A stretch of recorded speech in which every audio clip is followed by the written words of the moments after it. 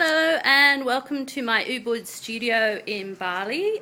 This is the presentation component of my MCR for the PhD. I just want to, I'll be talking later on about these works here that I've been creating in my studio. They're artificial flowers set in resin. It's a group of poles, and there's another element now, some carved wooden bases made by Balinese wood carver, Suaka. We're incorporating aspects of the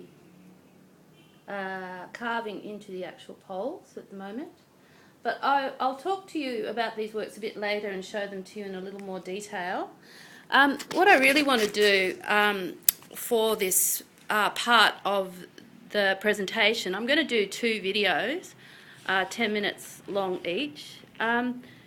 Mainly, I'd like to first of all address the aspect of the PhD that it's supposed to be experimental. So I really want to tell you about what I've been doing in Bali.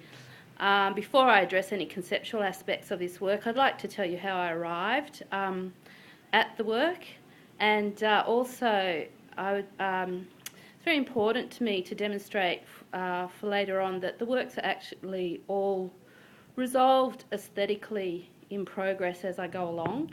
I don't work with too many conscious preconceived ideas, and I think I'd like to demonstrate that as to how it gets me from work to work.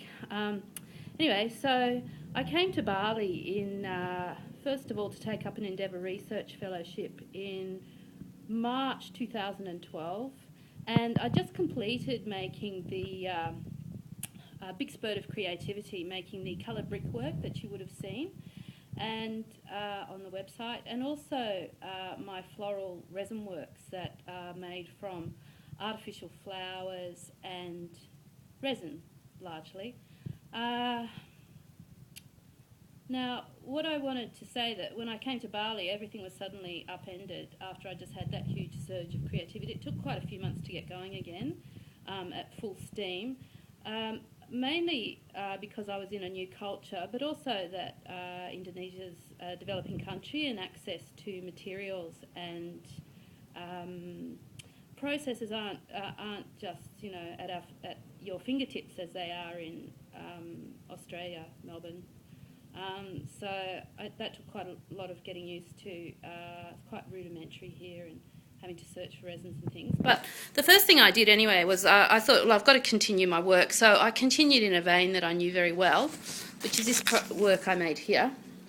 This is a cast work. I'm just trying to give you an overview. So it's a wall work, I suppose it would be, and it's a rectangle of resin poured with what I thought I'd use these Balinese flowers. They're actually live flowers, so I thought that was a slightly different way to go. But yeah, what happened was when I cast these in the resin, they dry out, so that was quite good.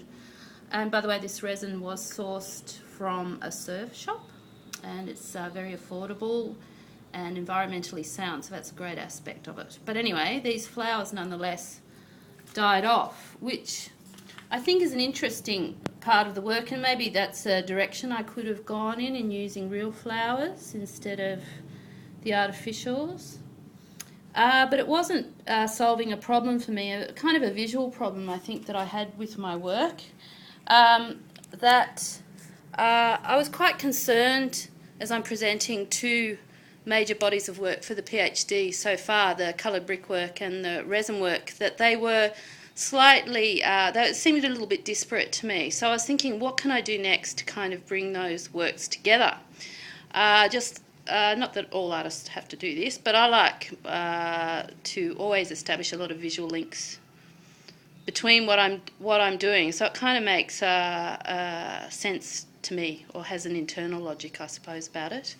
So anyway, so what I did was, the first thing I tried after the dead flowers was this setting brightly coloured paper in resin, and this was to try and link back to the bricks and the resin works. Now, I wasn't so happy with this work. This looks okay. This is confetti that I made and poured into the resin. And this is another cast work in a plastic pipe I found. But I just wasn't... I just didn't feel that the paper, when I started working with larger quantities of it and larger sizes, sort of seemed quite trivial in the resin, and I just couldn't get it to have the visual impact that the flowers did. So this sort of took quite a I was, started trying other things as well, like I'll show you this as well.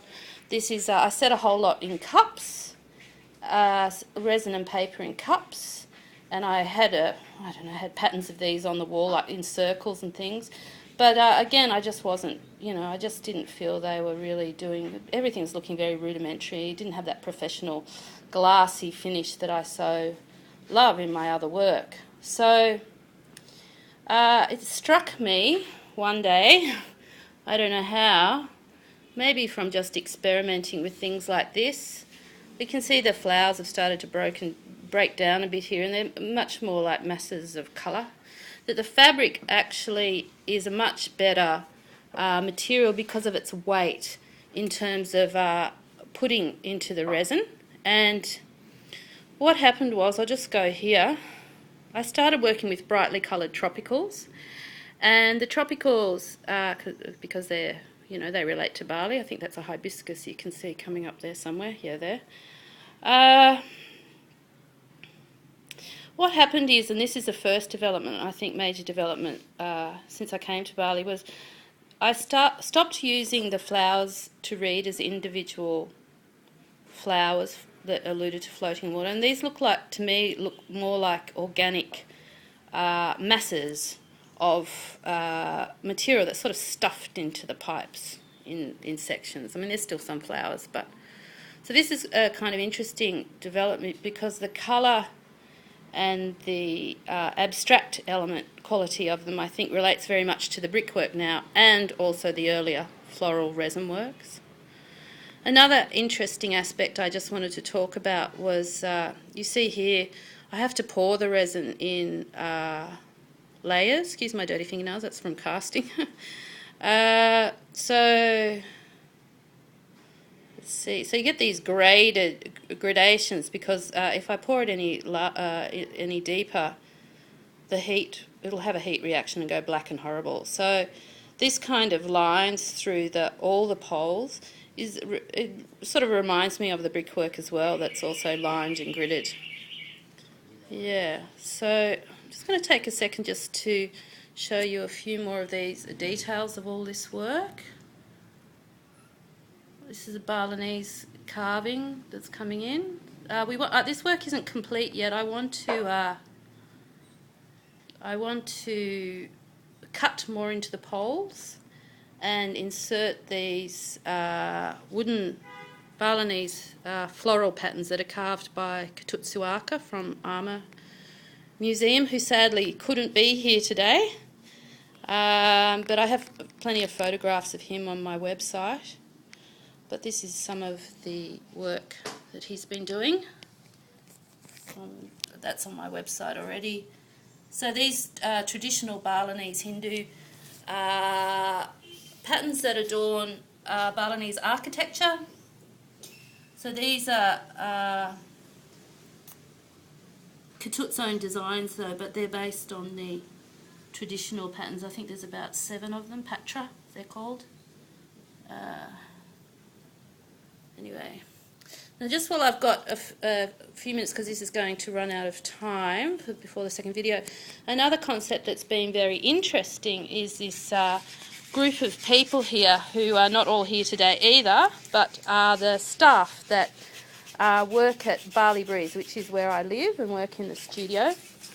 And the owner is an artist, and he's been very interested in what I've been doing here. And I feel very privileged because this is Ninyoman. I feel very privileged because they have noticed that I've been working very hard and offered their help in the form of a Balinese working bee, which is called Gotong Royong. This is Junie. and Ninga, and Nyoman. Yeah. And the Balinese tend to approach work communally, and as soon as they saw me getting very busy, they very kindly offered to help out. It's just such a privilege to have this aspect of the culture. So they're just finishing off some of the wooden carvings. There's Ninga working on another floral one. And